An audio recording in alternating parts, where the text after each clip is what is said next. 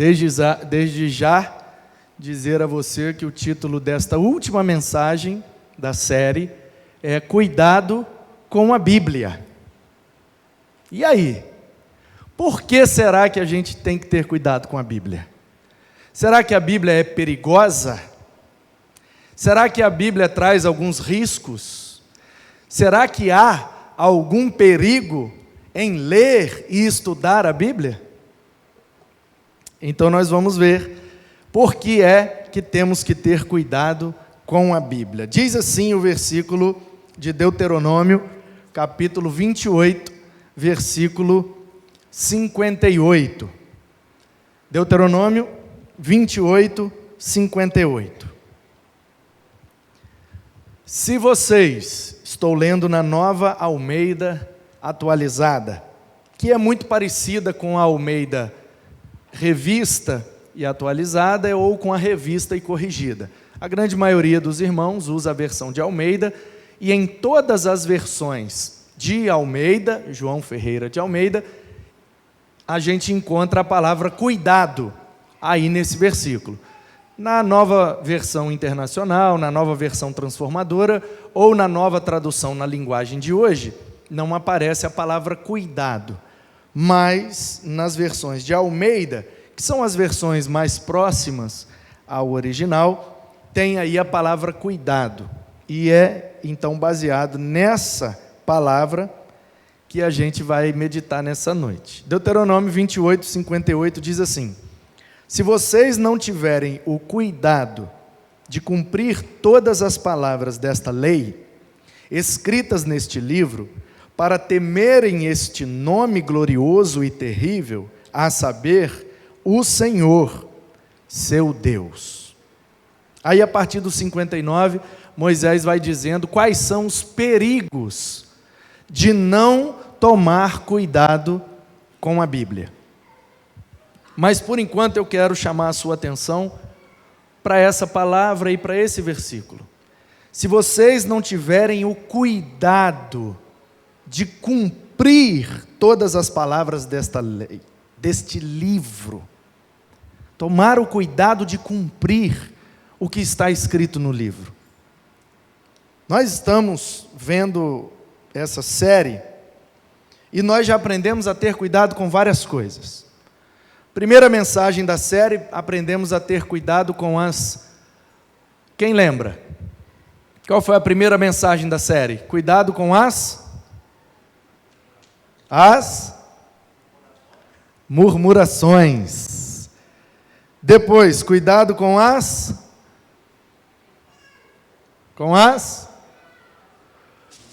proibições. Vai, Bela. Terceiro, cuidado com as tentações. Quarto, cuidado com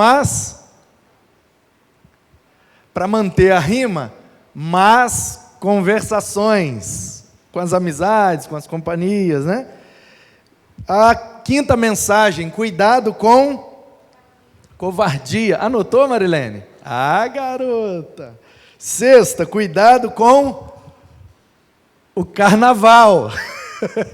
É a essência da série, cuidado com o carnaval, as obras da carne, a festa da carne em nossas vidas. A sétima foi no domingo, com o nosso bacharel Fernando, cuidado, pois de Deus não se zomba. E hoje nós teremos então cuidado com a Bíblia. Cuidado com a Bíblia. Por que e para que tomar cuidado com a Bíblia? Em primeiro lugar, como disse Moisés, nós devemos ter cuidado com a Bíblia para obedecê-la. É exatamente isso que ele está dizendo naquele versículo. Se vocês não tomarem o cuidado de cumprir as palavras desta lei, escritas neste livro, vai acontecer isso, um monte de coisa ruim que vai acontecer com o povo. Eles serão vendidos como escravos, eles perderão a terra, eles sofrerão o juízo, e as pragas alcançarão as tendas, e Deus vai falando tudo o que acontece, e que de fato aconteceu ao longo da história do povo. Eles se dividiram, eles foram oprimidos, e tomaram pancada do Egito, tomaram pancada da Síria, tomaram pancada da Babilônia, depois tomaram pancada do Império Romano e pancada de todo lado. Por quê? Porque não tomaram o cuidado de obedecer à Bíblia. O livro de Deuteronômio, e o próprio nome já induz a essa conclusão, porque Deuteros, nomia, significa outras leis, ou segunda lei. Uma vez que lá no livro do Êxodo, lá no Sinai, Deus já tinha dado da sua lei ao povo. Ali no primeiro momento, uma lei ainda básica. Inclusive tem uma marca aí de jeans que é chamada lei básica, né? Então, lei básica pode ser um termo teológico para o decálogo, que são os 10 mandamentos que Deus deu a Moisés no Sinai. Mas esses 10 mandamentos, depois de 40 anos, ficaram um pouco no esquecimento. E aí Moisés precisou, no final daqueles 40 anos, relembrar. Portanto, o livro de Deuteronômio é uma espécie de revisão. É um refrescar da memória. Olha, gente, nós estamos prestes a entrar agora na Terra Prometida. Claro que Moisés não sabia que ele iria morrer e não ia entrar. Mas ele imaginou, já estamos aqui, preparados. Aquele povo, e você precisa se lembrar disso para entender o Deuteronômio, aquele povo que saiu do Egito com Moisés, já não vive mais. 40 anos depois, todos os que saíram do Egito morreram no deserto. E aí os filhos que nasceram no deserto, em Cades Barneia, são aquele povo que vai ser liderado por Josué para entrar em Jericó e depois na Terra Prometida por inteiro. Então, por que é que Moisés precisa fazer uma revisão das leis? Por que é que Moisés precisa esticar as leis numa espécie assim de descompactando? É como se os 10 mandamentos e todas as instruções ali no Êxodo e em Levítico fossem a lei compactada, zipada, numa linguagem aí da informática. Zipou, compactou. Aí agora, no final, Moisés precisa abrir para detalhar a lei. Então, depois de 40 anos, ele manda o povo ouvi-lo e fala, preste atenção, nós vamos entrar agora na terra. E para a gente não perder a terra, a gente precisa nos atentar para algumas coisas. E aí ele começa, a gente não pode fazer isso, não pode fazer aquilo, não pode fazer aquilo, não pode fazer aquilo, a gente precisa fazer isso e aquilo outro, aquilo outro, aquilo outro. Temos que tomar cuidado com isso, temos que prestar atenção naquilo. E aí o Deuteronômio, então, é essa revisão que ele faz no final da jornada, para relembrar, para refrescar a memória, e até para ensinar, porque aqueles que foram nascidos já lá em Cades Barneia, não viveram a travessia do Mar Vermelho, não viram o extraordinário e sobrenatural acontecendo lá no Monte Sinai, eles não viveram aquelas experiências milagrosas que o povo que saiu do Egito viveu. O povo já morreu todo, só sobrou Josué e Calebe que estão vivos. Então Moisés precisa, senta aí, que eu vou contar de novo as histórias e vou refrescar a memória de vocês e ensinar para aqueles que chegaram agora há pouco tempo como é que Deus quer que a gente viva na terra que Ele nos deu. É assim. Então, todo o livro de Deuteronômio são vários discursos de Moisés, onde ele vai dando ali aquela lei que vai servir de direcionamento para o povo habitar na terra e ser bem-sucedido, e ser próspero naquela terra. Portanto, a síntese do Deuteronômio é o seguinte: se vocês obedecerem a esses mandamentos, Deus vai prosperar, porque a terra que Ele separou para vocês é muito boa. Na linguagem bíblica, metafórica, ela mana, sai dela leite e mel. É uma expressão da cultura hebraica para dizer, é uma terra muito próspera, muito produtiva. Tudo que você planta lá cresce e nasce muito. Por quê? Por causa do Rio Jordão, por causa do Rio Nilo, por causa dos 4 grandes rios lá da Mesopotâmia. Aquela região é conhecida como crescente fértil, e ali, embora a nossa mente, induzida pela mídia, a gente pense que ali é tudo deserto de areia e pedra, no Vale do Jordão, no Vale do Rio Nilo, nos lugares por onde os grandes rios passam, ali tem muito verde. Tem mata, tem floresta, tem lagoas, tem rios enormes. E com isso tem uma vegetação abundante. A terra lá era muito boa, margeada pela terra desértica. Mas no meio, no vale onde o Jordão corre, tem muita prosperidade.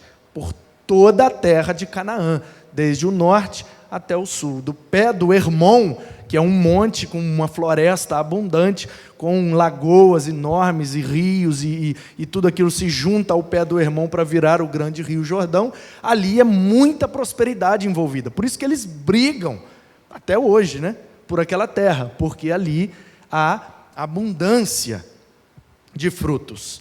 Então, a primeira coisa que a gente tem que tomar cuidado com a Bíblia é porque quando nós obedecemos a Bíblia, nós somos prósperos. Então, meu irmão, cuidado com a Bíblia, porque se você não tomar cuidado em cumprir o que a Bíblia orienta, você nunca será próspero. Você pode até ser rico, mas não será próspero, porque uma coisa é riqueza, outra coisa é prosperidade. E aí um exemplo clássico disso é o seguinte: o povo judeu. O cara que é judeu, segundo a nossa convicção, nós somos cristãos. Então não quer dizer que eu estou dizendo assim que eles estão errados, e que a gente está certo, que eles são pior e que nós somos melhores. Não. Todo respeito a quem pensa e entende e tem religiões diferentes da gente. Todo respeito, mas guardando o nosso direito de discordar. Como cristãos, nós temos uma doutrina que é inerente à fé cristã. Se você tirar essa doutrina, você deixou de ser cristão, que é: só existe salvação pela graça de Deus mediante a fé em Jesus Cristo. Ponto. Isso é doutrina cristã. O cara fala: eu acho que dá para ser salvo sem Jesus. É outra religião. O cristianismo tem algumas doutrinas que são essenciais. Uma delas é a salvação pela graça mediante a fé em Jesus, que é bíblico. Então, eu não estou dizendo que o judeu, simplesmente por ser judeu e colocar a Bíblia, principalmente as leis de Moisés, em prática, eles estão salvos, ou eles vão para o céu depois que morrer. Não é isso que eu estou dizendo. O que eu estou dizendo é que o judeu é um povo próspero. Você nunca viu, nem nunca vai ver. Eu fui criado na rua, skatista, andei na rua, no centro de São Paulo, do Rio de Janeiro, de Belo Horizonte, das grandes metrópoles do Brasil, eu já fui em todas. Eu já conversei com vários mendigos, com vários cracudos, nóia, drogado, bandido. Eu nunca vi, eu já conversei com muita gente na rua. Agora que eu estou mais de dentro de gabinete, mas eu já fui da sarjeta. Nunca vi, nunca. Eu já vi filho de pastor, já vi ministro de música, já vi pastor, ex-crente, já vi de tudo aí na rua, mendigando e prostituindo. Agora, judeu eu nunca vi. Nunca vi um judeu mendigo. Você já viu? Se já me apresenta. Eu conheço, pastor, tem um que fica ali, que tal, que mendigo, e ele disse ele que é filho de judeu, é neto de judeu, ele é judeu, me leva lá e me mostra. Eu quero conhecer o primeiro, porque eu ainda não conheci nenhum. Você já viu o judeu pedindo esmola? Já viu o judeu pedindo favor? Já viu o judeu pedindo dinheiro emprestado para você? Por quê? Porque eles seguem o que o livro está dizendo.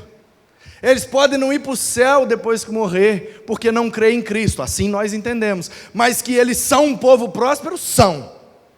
E não quer dizer que eles são sempre ricos, mas são prósperos. O povo, você dá 10 reais na mão do judeu, vira as costas, quando você volta ele tem 30. Você fala: como é que pode? Aí você passa 10 anos sem ver ele tem 30 mil. Aí você fala: caramba, te dei 10 reais, agora você está com 30 mil. Comprei um negocinho, uns picolé, por R$1, vendi por R$2. Aí depois comprei um negócio e juntei mais com água e açúcar e vendi por 10. E depois eu vendi 30 mil. Como é que pode prosperar tanto? Porque eles colocam o livro em prática. E aí se você for no Google e colocar lá, povo judeu prosperidade, vai vir várias matérias, vai vir vários blogs, sites, e vão vir alguns vídeos. E eu tomei o cuidado de pesquisar. O vídeo mais visualizado sobre esse assunto na internet é de um pastor batista, aleluia.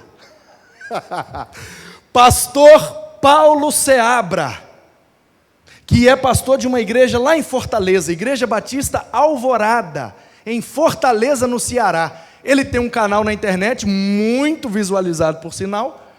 Não é o canal da igreja, é o canal dele. E eu recomendo, é um vídeo de 41 minutos. Não dá para a gente assistir aqui agora. Mas eu recomendo você chegar em casa e assistir esse vídeo.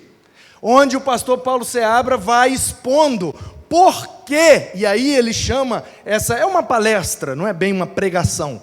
Ele chama de 5 princípios que fazem o povo judeu prosperar. E aí ele analisa no livro de Deuteronômio as instruções que Deus dá para o povo dele, que os judeus colocam em prática e por isso eles prosperam. E aí talvez você pergunte, pastor, mas eu não tenho como ver o vídeo, não dá para me falar pelo menos os 5 princípios, não? Eu vou te falar. Quem pensou isso aí, vai, confessionário, quem pensou, levanta a mão. Ok. Então vamos lá, o primeiro princípio, excelência. Ele diz, Deus mandou o povo fazer o melhor que tivesse, com o que tivesse na mão, para a glória de Deus. Aí ele diz, o povo judeu quer fazer tudo o melhor possível. Por que é que ele prospera? Porque ele sempre tem um melhor produto, o melhor preço, o melhor financiamento, o melhor não sei o quê, a melhor maneira de vender. Ou você não sabia que as Casas Bahia é de um judeu?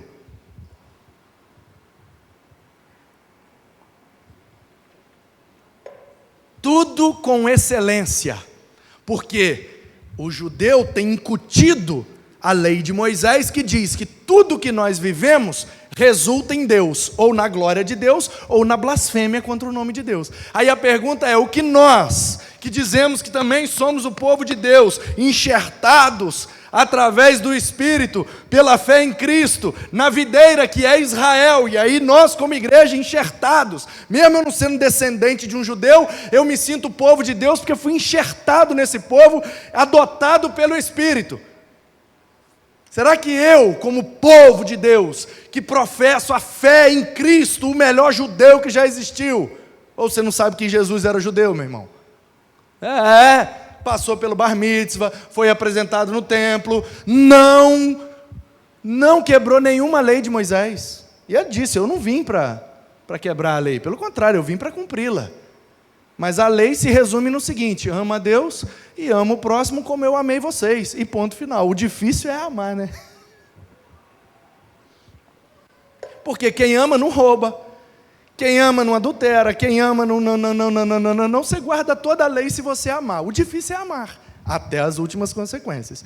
Então, se nós formos excelentes, fizermos sempre o melhor, da melhor maneira possível, o melhor, a gente vai glorificar a Deus. Eu já cansei de ouvir, aí, é crente, aí que serviço porco. O cheque sem fundo, não sei o que lá. As nossas atitudes, irmãos, vão reverberar em Deus. Se nós formos excelentes, glória a Deus. Se nós não formos, vão blasfemar contra o nome do Senhor, por nossa culpa. Então nós precisamos ser excelentes. Essa é uma característica que faz o povo judeu prosperar, segundo o pastor Paulo Seabra. Segunda característica, um bom nome.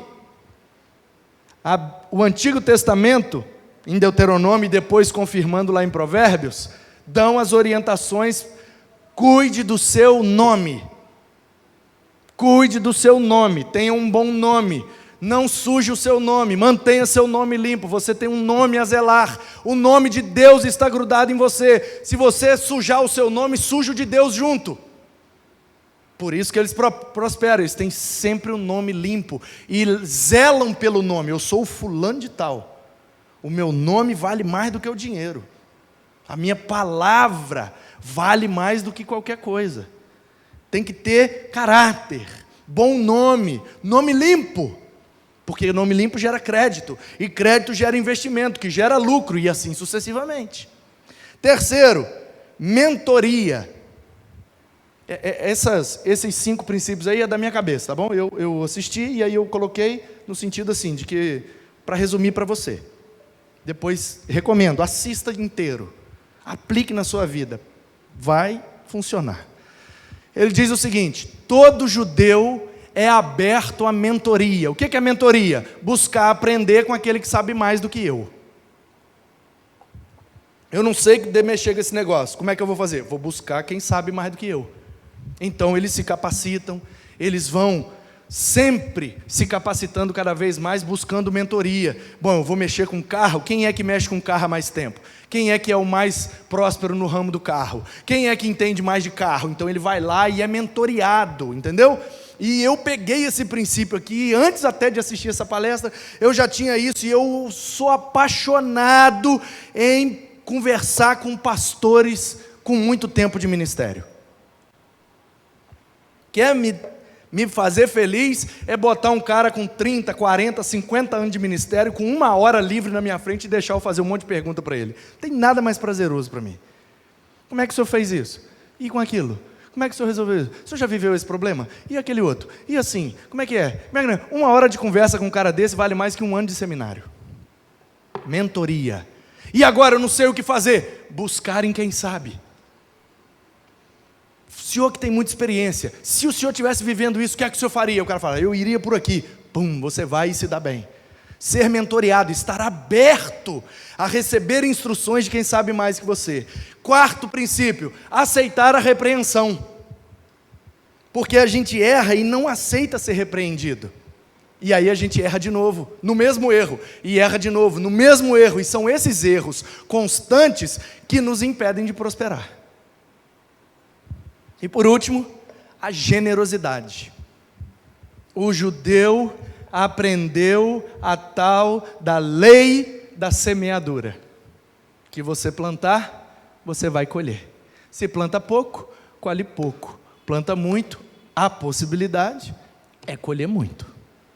Podem acontecer imprevistos, podem acontecer tragédias, mas a possibilidade é de quem semeia mais, colher mais. Você precisa ser generoso. Qual é a área da sua vida que você quer prosperar? Então semeie bastante naquela área. Mas não semeia hoje e espera colher amanhã não, tá? Porque é igual na terra. Tem que esperar brotar, e aí você tem que regar, e tem que podar, e tem que cuidar, e tem que colher. Tudo dá trabalho e exige paciência. Mas creia, de Deus não se zomba. Tudo que semear, certamente ceifará. Com um detalhe, e o judeu aprendeu isso. A semente da melancia é desse tamanho, mas a melancia é desse tamanho. Geralmente, a colheita é muito maior do que a semeadura. Então, cuidado com o que você semeia, porque você planta um vento, pode colher uma tempestade. Ah, mas foi só um negocinho que eu fiz. Esse negocinho virou grandão. Ah, mas foi só uma palavrinha. Esse pequenininho que vira a catástrofe. Ah, mas foi só um negócio. Então, é aí que pega. Porque o nosso Deus é um Deus que gosta de detalhes. Olha para o seu corpo. Ele te criou. Repare quantos detalhes tem no seu corpo. O nosso Deus é um Deus que é apegado aos detalhes. Portanto, cuidado, porque um negocinho pode virar um monstro que vai engolir você depois. Então vamos semear bem, para a gente cuidar bem e ter uma boa colheita. E a Bíblia é a verdade. Se nós formos excelentes, tivermos um bom nome, aceitarmos ser mentoreados por quem sabe mais, aceitarmos a repreensão quando errarmos, e formos generosos com todos e em todos os momentos, a gente colhe e a gente prospera. Quem pegou disse amém, quem não pegou fica aí. 2º lugar, cuidado com a Bíblia para entendê-la. Precisamos ter cuidado com a Bíblia para obedecê-la, porque a obediência gera prosperidade. Precisamos ter cuidado com a Bíblia para entendê-la. Por quê? Porque entendê-la bem gera uma sã doutrina, para usar a linguagem bíblica do apóstolo Paulo. Uma doutrina sã. Note bem que eu não estou dizendo a doutrina certa, porque há divergências doutrinárias. A questão é se a doutrina é sã, é saudável, porque tem doutrina que não é saudável. Ah, pastor, qual é o certo? Jesus vai voltar antes do milênio, ou Jesus vai voltar depois do milênio? Ou esse negócio de milênio nem é literal? Qual é a doutrina certa, pastor, acerca do milênio na escatologia? Bom, tem 12 linhas. Qual que é a certa? A que te fizer mais saudável. Eu te dou as 12 e você escolhe uma. Ai, essa daqui, pastor, é tão boa para mim, ela me faz dormir em paz, me faz ter mais esperança, me faz ser um marido melhor, um filho melhor, um cidadão melhor, um funcionário melhor. Então fique com essa doutrina, porque doutrina boa é aquela que gera uma vida boa. De nada adianta a gente ter uma doutrina correta e uma prática terrível. Então, cuidado com a Bíblia para entendê-la. Por quê? Porque entendendo bem a Bíblia, nossa vida será saudável. E, consequentemente, nossos relacionamentos e também os nossos negócios para a prosperidade. Aleluia! Pode ir, Bela. Vê se você conhece esse cara aí. Quem gostaria de arriscar? Valendo um bombom. Olha, ganhou um bombom, hein? Aí manja, hein? Allan Kardec, que nem é o nome dele mesmo, mas enfim.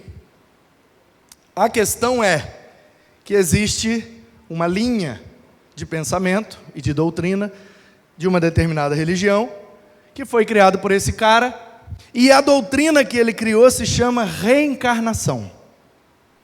Como que Allan Kardec, pseudônimo lá do cara, tem um filme lá no Netflix, se você pesquisar e assistir, conta um pouco da história da vida, de como que o cara lá na França virou o Kardec, tal.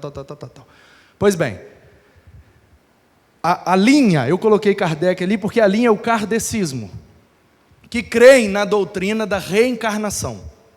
Aí você vai ler o Evangelho, segundo Kardec, é o Allan Kardec, pseudônimo, meio que traduzindo o Evangelho. Quando chega em João 3, a explicação dele é o seguinte: quando Nicodemos teve uma dúvida acerca do reino de Deus, que na interpretação dele é a eternidade, então a dúvida do Nicodemos sobre o reino de Deus é sobre a eternidade. Mas, espera aí, há controvérsias. Reino de Deus não necessariamente é a eternidade. Talvez reino de Deus é todo lugar e toda pessoa que Deus reina. Ali está o reino de Deus. Porque a questão toda é que Nicodemos chegou para Jesus e falou: mestre, bom mestre, ninguém pode fazer as coisas que o Senhor está fazendo e não ser de Deus. O Senhor é realmente o Filho de Deus, porque ninguém consegue fazer essas coisas aí se não for de Deus. Aí Jesus fala: para você compreender o reino de Deus, você tem que nascer de novo. Aí ele: como assim? Vou entrar na barriga da minha mãe e sair e nascer de novo? Não, rapaz, você está pensando com categorias carnais, fisiológicas. Estou falando de coisa espiritual. Você tem que nascer da água, do Espírito, e chega lá no 16, porque Deus amou o mundo de tal maneira, que deu seu Filho para condenar, porque o mundo já está condenado, etc. O que é que o Kardec entendeu em João 3, versículo 3? É necessário nascer de novo. Olha o que ele concluiu: então eu morro, e aí eu nasço de novo. E aí eu morro, e aí eu nasço de novo. E esse processo de morrer e nascer de novo é que me faz viver eternamente.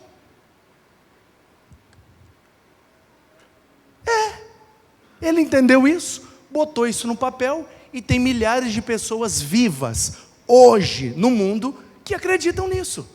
Como que nós refutamos isso? Simples, lendo o Novo Testamento inteiro. Porque passando de João, vão vir as epístolas de Paulo, que vão ser claras e enfáticas, concluindo no livro de Hebreus, que é dado ao homem morrer uma só vez, vindo após isso o juízo. Portanto, na teologia existe uma regra de hermenêutica, de interpretação das Escrituras que é básica. A Bíblia não pode contradizer a Bíblia. Então, como que eu vou nascer de novo para ser eterno, se lá na frente o Novo Testamento está dizendo que morre uma vez só? Se o Kardec tivesse o mínimo do básico da hermenêutica bíblica, ele não criaria essa doutrina, mas ele não entendeu a Bíblia corretamente, porque ele não tomou os devidos cuidados. Então, cuidado. É bom ler a Bíblia? É ótimo. Você vai ler a Bíblia todo dia? Vai. Deus vai falar com você? Vai. Mas uma coisa é Deus falar com você, outra coisa é você fazer uma doutrina. Para fazer doutrina tem critérios. Para fazer doutrina tem padrão. Para fazer doutrina tem 2000 anos que a igreja está fazendo doutrina, irmão. Não é simplesmente ler, usar da criatividade e inventar qualquer coisa, não. Ei, cuidado. É bom ler a Bíblia, mas cuidado para entendê-la. E aí tem um outro senhor. Olha que senhor simpático. Alguém sabe quem é esse senhor aí? Quem é esse senhor? Não, ele não. Parece, mas não é. Pasmem, esse senhor é do Espírito Santo. Esse senhor passou no Fantástico. Esse senhor é de um município da Grande Vitória. Está no ponto aí? Está no ponto? Então solta. Solta para você ver e ouvir quem é esse senhor. Você vai ver agora uma história muito estranha. Ela envolve um homem que se diz pastor evangélico, a vizinha dele e o marido da vizinha. Acompanhe só. A casa no bairro de Vila Nova de Colares, na cidade de Serra Grande Vitória, virou o centro das atenções. É onde mora um pedreiro que também se diz pastor. A vizinhança desconfia. O que é esquisito é? Eu nunca vi falar que existia esse... que o pastor tem direito nessas coisas. Essas O coisas povo da significam rua, casos que nem é crente, extraconjugais. achou estranho. O pedreiro pastor é Justino, de 50 anos. E foi na Bíblia que o pastor viu que poderia ter outras mulheres. Olha só. Que alguém provasse para mim, biblicamente, aonde foi proibido um homem ter mais de uma mulher. Pouca gente Não leu frequenta Timóteo nem os Tito. cultos do pedreiro que se apresenta como pastor. Umas 12 pessoas nas contas dele mesmo. E foi na convivência com os fiéis que Justino se viu envolvido em mais um caso extraconjugal. Aconteceu depois que uma mulher que mora na vizinhança contou a ele uns sonhos que vinha tendo. Na casa dela, a música evangélica pode ser ouvida de longe. A mulher sonhou com o pastor. Escutando louvor. A mulher tem Sonhou 4 com o pastor. filhos, é casada e prefere não aparecer. Casada, Disse que tem sonhou filhos. que teria filhos com o pastor. Uma revelação. Deus me levou a fazer isso. Não teve para onde eu correr. O marido também conversou com o pastor. Aceitou. Pausa, Bela. Pausa. Deixa eu tentar explicar para você a atrocidade que você está vendo. Vai acabar o vídeo, mas o vídeo não explica bem com detalhes, por isso vou fazê-lo. O pedreiro, como bem disse o Zeca Camargo, isso é a matéria do Fantástico, peguei na íntegra. O pedreiro que se diz pastor tinha uma ovelha que frequentava a igreja que é na garagem da casa dele, pelo menos era. Essa matéria tem uns 10 anos atrás. A mulher teve um sonho com ele, onde ela tinha um filho dele. Chegou para ele e falou: e aí, pastor, eu sonhei que eu tive um filho seu, o que significa isso? Aí ele falou: olha, eu vou ter que consultar na palavra. Aí ele abriu um Oséias, capítulo 3. Daqui a pouco vai explicar. Lendo esse texto e não entendendo corretamente, por um simples acento que ele não leu na palavra. Não é nem teologia, é gramática. Aí ele disse para a mulher: eu acho que Deus revelou para você que nós devemos ter um ato sexual. Aí a mulher: que é isso, pastor? Misericórdia. Lê aqui, está escrito. A mulher também não entendendo, leu, chamou o marido leu, ninguém entendeu. O marido ficou com a esposa do pastor na sala, em oração, enquanto o pastor entrou com a mulher no quarto e teve relação com ela, dizendo que foi a Bíblia que mandou. Solta, Bela. Eu pensei comigo, se fosse a vontade de Deus, seria feito, né? Nós entramos em oração, pedindo a Deus misericórdia, porque seria uma das coisas mais difíceis da minha vida. O quê? E tomar essa decisão, pegar uma mulher que tem marido. O pastor também é casado. Como explicar? A Bíblia, Oséias, capítulo 3. Este profeta, um homem como nós, que diz assim, Deus mandou tomar uma mulher e adulterar. O senhor está falando adulterar ou é a palavra adúltera? Receba essa mulher que foi adúltera. Não. Não é assim? Não, aqui está dizendo aqui que vai outra vez, ama uma mulher amada de seu amigo e adultera. Posso dar uma olhada? Adultera. O jornalista que nem é crente Aqui. entendeu Vai melhor outra que vez, ele. Ama Ó, uma mulher amada de seu amigo. Sim. E adúltera. Não é adúltera? Tem um acento aqui, pastor. é adúltera, tem um acento aqui, pastor. Ó, a resposta dele. Não houve uma interpretação equivocada? Ó a resposta dele.